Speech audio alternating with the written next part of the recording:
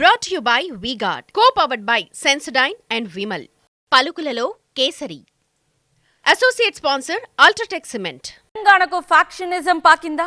రాయలసీమ సరిహద్దుల్లో ఉన్న పాలమూరుకు ఆ వాసనలు అంటుకున్నాయా? మరి ఎప్పుడూ లేనిది ఈ విష సంస్కృతి ఎక్కడి నుంచి వచ్చింది? 5 నెలల్లో 2 కార్యకర్తల హత్యను ఎలా చూడాలి? అసలు ఆ హత్యల్ని రాజకీయ హత్యలనే ఎందుకనాలి? పాలమూరులో జరిగిన హత్యల వెనుక నిజాలేంటి? కంప్లీట్ అనాలిసిస్ చూద్దాం ఇవాల్టి రణరంగంలో.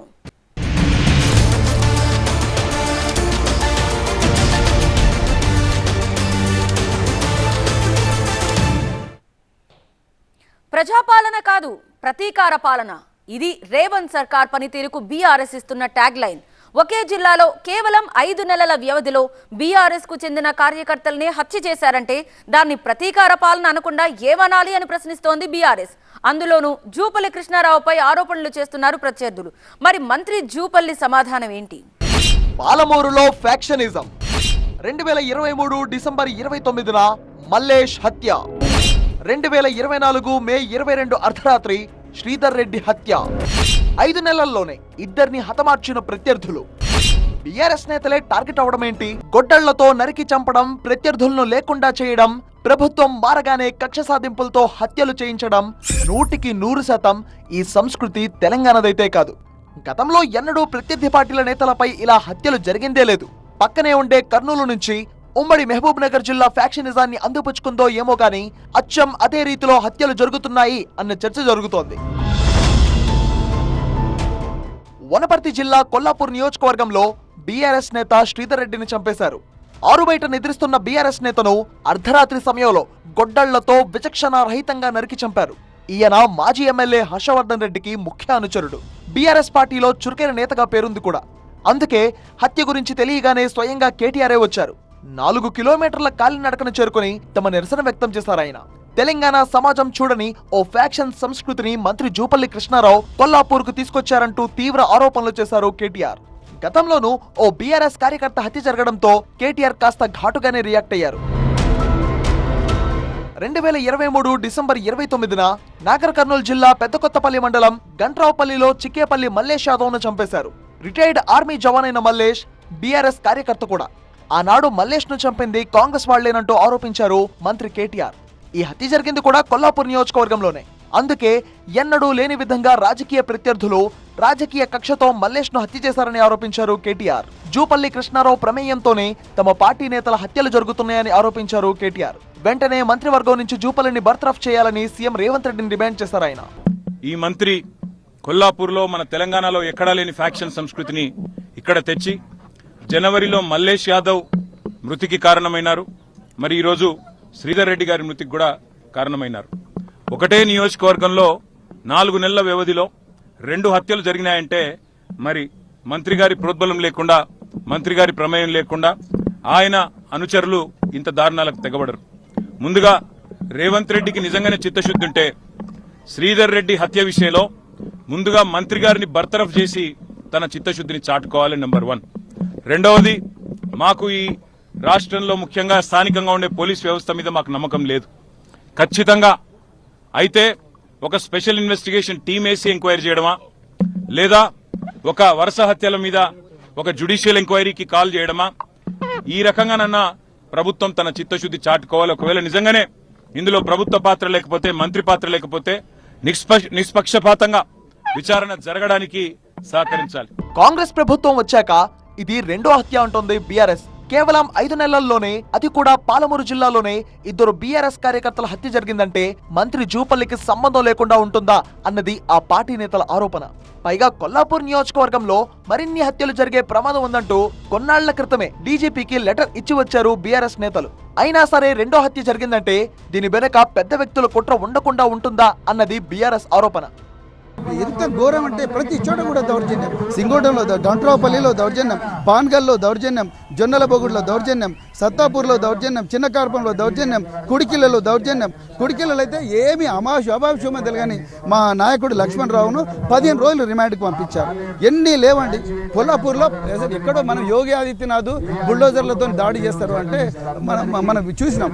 అరే కొల్లాపూర్లో కూడా బుల్డోజర్లతోని కూలగొడుతున్నారు పాస్టర్లు. శ్రీధర్ రెడ్డి హత్య విషయంలో మంత్రి జూపల్లి కృష్ణారావుపై ఆరోపణలు రావడంతో అవన్నీ నిరాధార ఆరోపణలంటూ స్టేట్మెంట్ ఇచ్చారు జూపల్లి.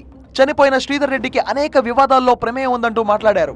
వ్యక్తిగతంగా శ్రీధర్ రెడ్డి ఎలాంటి వ్యక్తి అనేది ఆ ఊరు ప్రజలందరికీ తెలుసన్నారు. సో ఇలాంటి హత్యలను రాజకీయాలకు ముడిపెట్టడం కరెక్ట్ కాదన్నారు జూపల్లి. ఈ శ్రీధర్ రెడ్డి అనే వ్యక్తి వ్యవసాయక కుటుంబం, రాజకీయాలు ఉన్నటువంటి వ్యక్తి కాదు.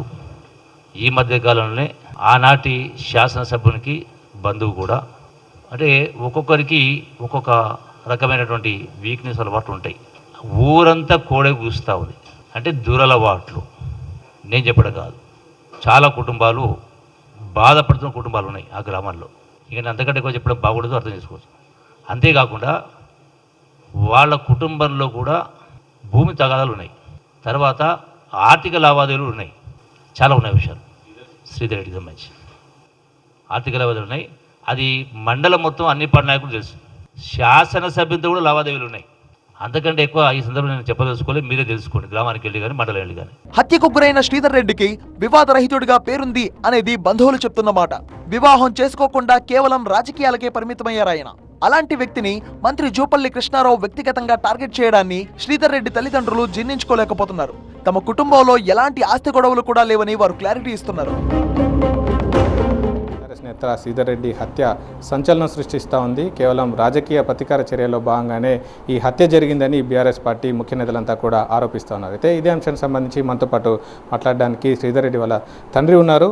హత్యకు గల కారణాలు ఏమనుకుంటా ఉన్నారు, ఏం జరిగింది అసలు? రాజకీయ కాంగ్రెస్ వాళ్ళే ఆర్థికంగా ఏమన్నా ఉంటే ఛాలెంజ్ చేస్తాను సార్. నేను నా కొడుకులు కానీ ఎవరితో మేము ఇట్లా పొలాలని ఇలాలని ఉంటుందంటే సిద్ధంగా ఉన్నాను. నేను రావని చెప్పు సార్, 10 మందిలో కూర్చున్నాం. ఏమన్నా ఎవరు తప్పుంటే నేను నా పొలం మొత్తం విడిచిపెట్టా. దూపల్లి మంత్రి పదవి రాజీనామా చేయను. వాళ్ళు కూడా ఉన్నారు మనతో పాటు. అమ్మ, అసలు ఏం జరిగింది ముందు రోజు రాత్రి? మీకు ఇంతకుముందుకన్నా గొడవలు ఉన్నాయా శ్రీధర్ రెడ్డికి వేరే వాళ్ళు? ఏం గొడవలు లేవు. మా కృష్ణారావు చేసిండు ఇదంతా. ఆయన వార్నింగ్ ఇచ్చి నా కొడుకుని చంపించి ఆయన వల్లనే జరిగింది ఇది. మా మీద పట్టుబట్టి వార్నింగ్ ఇచ్చి లేపేస్తాం, చంపిస్తామని చెప్పి ఓకే నన్ను ఇప్పుడు రివర్స్ మాట్లాడుతున్నాడు. అన్నదమ్ములు చంపిండ్రని మాకు వార్నింగ్ ఇచ్చిపోయిండు, నా కొడుకుని లేపేస్తా అని జూపల్లి. మాకు లాస్ట్ ఎలక్షన్ అంటే థ్రెట్ ఉంది, ప్రాబ్లం ఉంది అని మాకు వెల్విషర్ చాలామంది మాతో తెప్పించారు, మేము కూడా చెప్పినాం. కొద్దిగా జాగ్రత్తనే ఉన్నాం అప్పటి వరకు. కాకపోతే ఇప్పుడు ఎలక్షన్లు అయిపోయిన కదా ఇంకేముంటుంది, వాళ్ళు గెలిచారు, మనం కాదు కదా ఇప్పుడు మన పెద్ద మ్యాటరే ఉంటుంది, కొద్దిగా డీల్ అనుకున్నాం. కాకపోతే ఎప్పుడైనా ఏమన్నా బాగా వేళ ఏదైనా పోతుంటే రోడ్డు మీద బై రోడ్ బై వాకో బై వీలర్ పోతుంటే ఏమైనా అటాక్ అవుతుంది అనుకుని ఈ టైప్ అయినా అయితే మేము ఎప్పుడు ఎక్స్పెక్ట్ కూడా చేయలేదు. ఇక వాళ్ళు ఇక మరీ ఇంత బ్లఫ్గా ఆర్థిక తగాదాలు ఇంకో ఏమేమో చూపించింది. నాకు అగ్లీ అనిపించింది. నాకు మా బ్రదర్ ఏందనేది కృష్ణరావు సార్ వాళ్ళ ఇంట్లో ఫ్యామిలీలో నాకు ఆల్మోస్ట్ ఆల్ డే 1 నుంచి నా క్లాస్మేట్స్, ఫ్రెండ్స్, సీనియర్స్ వాళ్ళందరూ వాళ్ళతోనే తిరుగుతారు. వాళ్ళు కూడా తెలుసు మా బ్రదర్ ఏందనేది. అంత ఒబీడియంట్ పర్సన్ తీసుకొచ్చి చిల్లరగా ఇటువంటి పనికి వాళ్ళ అలిగేషన్స్ మోపి అంత పెద్ద పొజిషన్లో ఉండే అటువంటి మాట ఎట్లా మాట్లాడతారు? 100% ఇది పొలిటికల్ మర్డరు. దేని గురించి అంటే మా బావని ఎదుర్కోలే, రాజకీయంగా ఎదుర్కోవాలండి. ఆ దమ్ము లేనోడే ఇట్లాంటి పనులు చేస్తాడు. వాళ్ళకి దమ్ము లేదు. దమ్మున్నోడు ఎవడన్నా నరుకుతాడా అండి? దమ్ముంటే నీకు రాజకీయంగా ఎదుర్కో. నీకు పలుకుబడి ఉంటే నువ్వు నీకు ఒక మంత్రి పదవి కూడా ఉంది కదా, నీకు ఇంత చీప్ రాజకీయాలు ఎందుకు గలీజ్గా? ఆయన కింద ఈయన చాలా చిన్న రాజకీయవేత్త. నీకున్న పలుకుబడి వేరే ఉంటుంది. నువ్వు రాజకీయంగా ఎదుర్కోలేకనే కదా ఇట్లాంటి.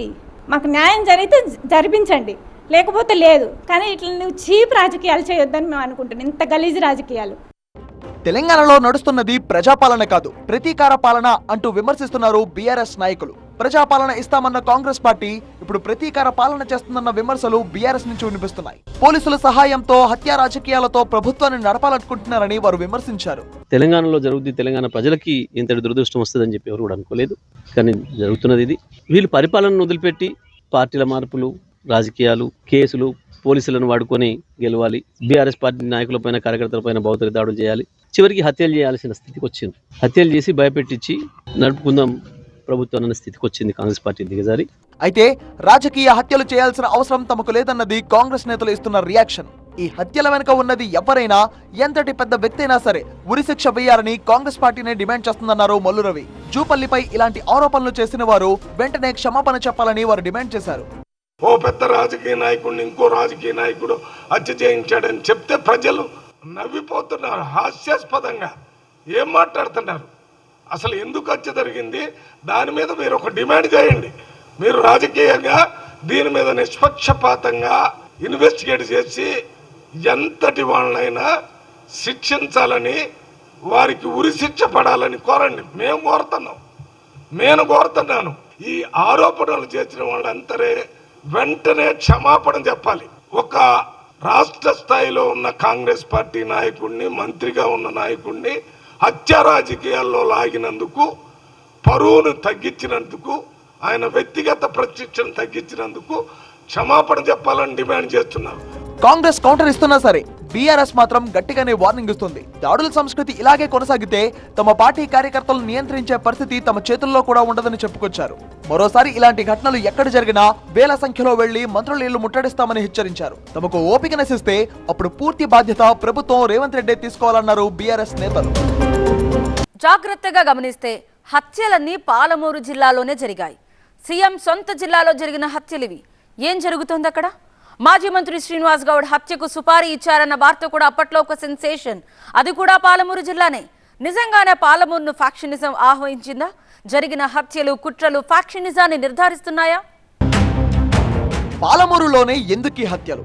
గతంలో మాజీ మంత్రి శ్రీనివాస్ గౌడ్ హత్యకు కుట్ర. అప్పట్లో సంచలనమైన 15 కోట్ల సుపారీ. సీఎం రేవంత్ సొంత జిల్లాలో ఏంటి హింస? బీఆర్ఎస్ పార్టీ నేత హత్యకు జరిగినటువంటి ప్రాంతం ఏదైతే ఉందో అక్కడే మనం ఉన్నాం. ఇక్కడే ఇదే ప్రాంతంలో శ్రీధర్ రెడ్డిని అతి కిరాతకంగా హత్య చేసినటువంటి ప్లేస్ ఇదే.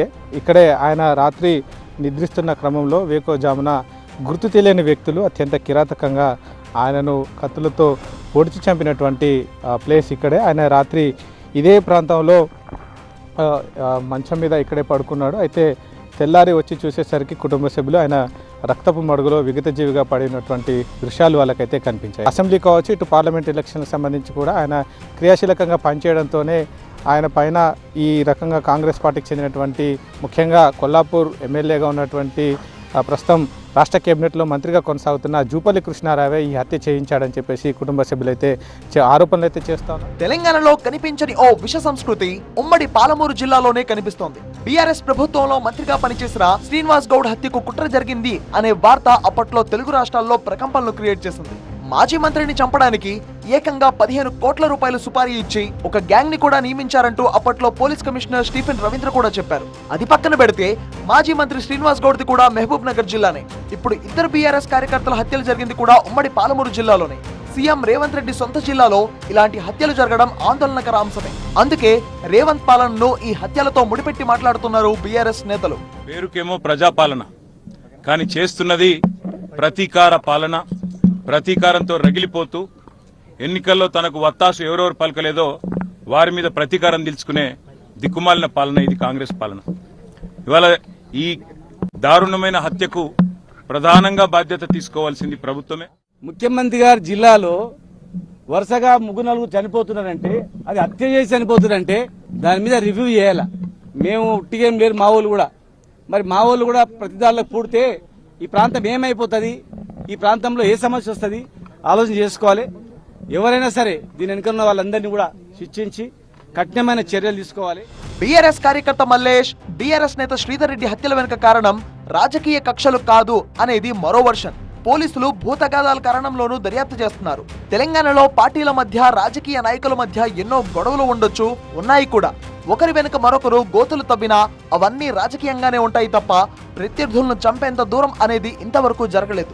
అందుకే మల్లేష్, శ్రీధర్ రెడ్డి హత్యలను కూడా భూతగాదాలు, ఇతరత్ర గొడవల కారణంలోనే చూస్తున్నారు. బీఆర్ఎస్ కార్యకర్త మల్లేష్ హత్యకు వ్యక్తిగత తగాదాలే కారణమని మంత్రి జూపల్లి చెప్పుకొచ్చారు. మల్లేష్ చనిపోయాడు అంటే Mallesh the diseased have land disputes with accused A1. చంపిన అతనితోటి ల్యాండ్ డిస్ప్యూట్ ఉంది. A1 గ్రామంలో ప్రజల సమక్షంలో రచ్చగడ్డగడ 100 మంది సమక్షంలో పంచాయతీ చాలాసార్లు జరిగింది. స్పష్టంగా పోలీస్ దానిలో వాళ్ళ సొంత అన్నదమ్ములు, ఎవరో కాదు, చంపించింది వారి కింద. అటు జూపల్లి అనుచరులు గాని శ్రీధర్ రెడ్డి ప్రత్యర్థులు కానీ దీన్ని రాజకీయ హత్యగా చూడడం లేదు. ముమ్మాటికి ఇది వ్యక్తిగత కారణాలతోనే జరిగిన హత్య అని చెప్తున్నారు. అంటే మీ వ్యక్తిగత ఉన్నటువంటి అలవాట్లకు అక్కడ మర్డర్ జరిగిందనేది స్థానికంగా ఉన్నటువంటి నాయకులు చెప్తున్నారు. పోలీసులు ఎంక్వైరీ చేసి వివిధ కోణాలు చేస్తున్నారు. ఈయన కంటే తెలియలేదు కేటీఆర్ గారికి. మరి చట్టాలను చదివినటువంటి ఆర్ఎస్ ప్రవీణ్ గారి కన్నా కనీసం బుద్ధి జ్ఞానం ఉండాలి కదా. నువ్వు చట్టాలు చదివిన ఆయనవు ఎలాంటి ఎవిడెన్స్ లేకుండా, ఆధారం లేకుండా నిరాధారమైనటువంటి ఆరోపణలు ఏ విధంగా చేస్తారు? శ్రీధర్ రెడ్డి హత్య పైన మీకు నిజాయితీ ఉంటే ఖచ్చితమైన డిమాండ్ చేయండి. అందుకు మేము అధికారంలో ఉన్నటువంటి కాంగ్రెస్ పార్టీ, మా మంత్రి గారు పూర్తి సహాయ సహకారాలు అందిస్తారు. అది మరిచి బోడిగుండుకు మోకాలికి ముడేసినట్టుగా ఇవాళ ఎక్కడనో పల్లెలో వ్యక్తిగత కారణాలు, వ్యక్తిగత వ్యవహార తీరు, ఆర్థిక లావాదేవీల వ్యవహారంలో ఏదో కారణమైనప్పటికీ అవన్నీ పరిగణలోకి తీసుకోకుండా, ఈ హత్యకు కారణం ఏ విషయాలని తీసుకోకుండా హత్య జరిగింది కాబట్టి మంత్రి గారిని బర్తరఫ్ చేయాలంటావు. బీఆర్ఎస్ నేతలు మాత్రం కాంగ్రెస్ పార్టీ వాదనను అంగీకరించడం లేదు. జూపల్లి అరాచకాలను ఏకరువు పెడుతూ శ్రీధర్ రెడ్డికి మద్దతుగా నిలుస్తున్నారు. ఆయన చిన్న పెద్ద పంచాయతీ ఉంటేనే వచ్చి ఇంట్లో కూర్చునే మనిషి. ఎవరిని అడిగినా అదే చెప్తారు. ఏదో ఆరోపణలు, అక్రమ సంబంధాలంట. అవి ఏంటిది? ఎవరు చూసిండ్రు? ఒక చనిపోయినానికి న్యాయం జరగకపోయినా జరిగినా కానీ ఆయన ఆత్మ శాంతించాలంటే ఇటువంటి ఆరోపణలు, బాధ్యతమైన పదవిలో ఉన్న మనిషి ఇటువంటి ఆరోపణలు తీయడమేది. అక్రమ సంబంధాలు ఏమైనా ఉన్నా రుజువు చేయమను. ఇంకొకటి వాళ్ళ అన్నదమ్ములే హత్య చేసిన అంటున్నారు. అది లక్ష్మీపల్లిలో మొత్తం కూర్చొని మాట్లాడమంటున్నారు. అది ఒకవేళ అది కరెక్ట్ రుజువు చేస్తే మాకు ఒక సంతోషమే. అంటే అన్నదమ్ముల వల్ల జరిగిందంటే దానికి మేము ఇంత ఇదిగా చేయము. వచ్చి కూర్చోమను, వచ్చి కూర్చొని ఊరు మొత్తాన్ని కూర్చోబెట్టి మేము కూర్చుంటాం. కానీ ఇంత దుర్మార్గంగా కేసును తప్పుదో పట్టించడానికి అనుకో ఇన్ని ప్రయత్నాలు చేస్తున్నారు. కారణాలు ఏమైనా సరే పాలమూరులో రక్తం చెందింది. ఫ్యాక్షన్ తలపించే రీతిలో హత్యలు జరిగాయి. అవి రాజకీయ హత్యలా లేదా వ్యక్తిగత కక్షలతో జరిగినవా అనేవి పక్కన పెడితే ఈ రెండు సంఘటనలకు రాజకీయ రంగు పులుముకుంది. ఇప్పుడు అందులోనూ సీఎం సొంత జిల్లాలో జరుగుతున్నాయి కాబట్టి ఇలాంటి వాటిని పూర్తిగా నియంత్రించాల్సిన బాధ్యత కూడా సీఎం రేవంత్ రెడ్డి సర్కార్దే అంటున్నాయి ప్రజా సంఘాలు. Brought you by V-Guard, co-powered by Sensodyne and Vimal. పలుకులలో Kesari. Associate sponsor UltraTech cement.